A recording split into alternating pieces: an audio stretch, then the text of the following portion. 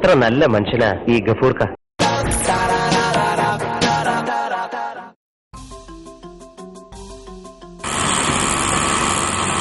അള്ളോനെ മോനെ ബേജാറായിപ്പോലെ നമ്മള്. I M Arjun, album Arjun. അതിന് നമുക്കൊരു കുഴപ്പമില്ലാന്ന്. ഈ അർജുനോ ലക്ഷ്മണനോ ഭീമനോ എന്ത് പണായിക്കോ. ഞാനൊരു ആൽബം ഡയറക്ടറാണ്. എന്റെ ആൽബം കണ്ടിട്ടുണ്ടോ? അന്റെ ആൽബം ഞമ്മളെങ്ങനെ കാണാനാണ്? നമ്മൾ ഇതിനു മുമ്പ് ഒരു പരിചയമില്ലല്ലോ. പൊന്നു മോനെ, ഇന്ത്യയും സൂറാവിന്റെയും കല്യാണ ആൽബം മുഴുവനായിട്ട് മറിച്ചൊക്കെ ഇന്ന് വരെ നമുക്ക് സമയം കിട്ടിയില്ല. പിന്നാണ് എന്റെ ആൽബം.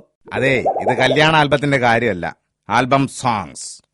സൈനബ ഹെ സൈനബ, ഫാത്തിമ ഹെ ഫാത്തിമ, കാദറ ഹെ കാദറ, പോക്ര ഹെ പോക്ര. കേട്ടിട്ടില്ലേ? പറച്ചോനെ, ഈയാണ് അതിന്റെ ആള്. കണ്ടയില് പെരുത്ത സന്തോഷം മോനെ. അല്ല, ഞമ്മളിപ്പോ എന്താണ് വേണ്ടിയത്? പറയാം, ബൈക്ക് കയറ്. അല്ല മോനെ, ഇതിപ്പോ എങ്ങോട്ടാണ് പോണത്? നിങ്ങളെ വീട്ടിലേക്ക് തന്നെ. ഷൂട്ടിങ്ങിന് ഒരു വീട് തേടി ഇറങ്ങിയതാ ഞാൻ. അപ്പോഴാ ഗഫൂർ ഖാന്റെ വീട് കണ്ടതേ.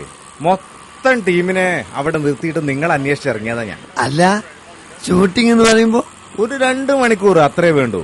ഉമ്മർത്ത് വെച്ച് 2 ഷൂട്ട് കഴിഞ്ഞു. ഓക്കെ, സംഗതി ഞമ്മക്കൊരു വെയിറ്റ് ആണല്ലോ അല്ലേ? 4 ആള് പറയല്ലോ അല്ലേ? പിന്നല്ലാതെ വെയിറ്റ് എന്ന് പറഞ്ഞ മാതിരി വെയിറ്റ്. അല്ലാന്ന് ഉമ്മർത്തുനിന്ന് 2 മണിക്കൂർ ഷൂട്ടിംഗ് എന്ന് പറഞ്ഞിട്ട് ഇത് അടുക്കളയിൽ എത്തിയല്ലോ. പടച്ച തമ്പുരാനെ, യവന്മാരിത് നിർത്താനുള്ള പരിപാടി ഇല്ലേ? നിങ്ങളാ ചെങ്ങായിനോട് ചെന്ന് ചോദിക്കുന്ന മനുഷ്യന് ചൊറിഞ്ഞു വരുന്നുണ്ടേ.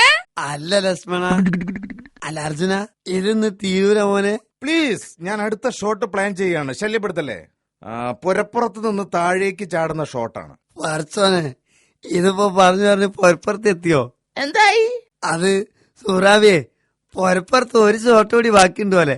പണ്ടാരടങ്ങാനായിട്ട് പയന്റെ നടുപ്പറ ഞമ്മളിന്ന് പൊളിക്കും. അല്ലോ, എന്താ ഒരു ശബ്ദം കേട്ടത്? Please silence. ഞാൻ പുരപ്പുറത്തെ ഷോട്ട് ഒന്ന് പ്ലാൻ ചെയ്യട്ടെ.